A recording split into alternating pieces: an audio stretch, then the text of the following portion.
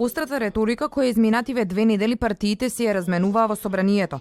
Викендов продолжува, но преку партиски соопштенија и пресконференции. СДС сака преку пуч насилно да дојде на власт. За таа цел сака да ги замолчи пратениците со кршење на деловникот и прекин на дебатата за тиранската платформа, вели пратеникот на ВМРО ДПМН Владко Ѓорчев.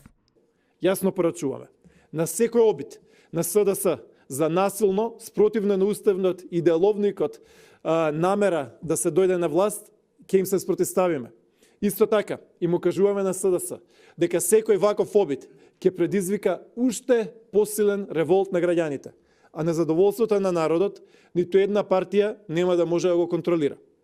Ѓорчев повтори дека ВМРО ДПМН излез од политичката криза, гледа во нови избори. За СДСМ пак, малцинството на ВМРО ДПМН во парламентот и председателот Ѓорѓе Иванов се одговорни за ставањето на криминалните над државните интереси. Нема да дозволиме државата и граѓаните да бидат понатаму заложници на криминалци. Демократските процеси брзо ќе се откочат. Согласно очекувањата на домашната и меѓународната јавност, согласно волјата на мнозинството граѓани, според уставот, деловникот на собранието и законите, ќе се избере нов председател на собранието, а потоа и нова реформска влада. Мора да се овозможи мирен трансфер на власта. Демократските процеси се незапирливи.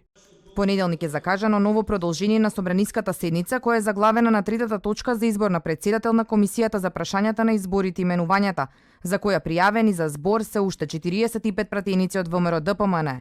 Но наместо дискусија, седницата се води со реплики, контрареплики на пратениците на ВМРО ДПМН и процедурални забелешки од СДСМ.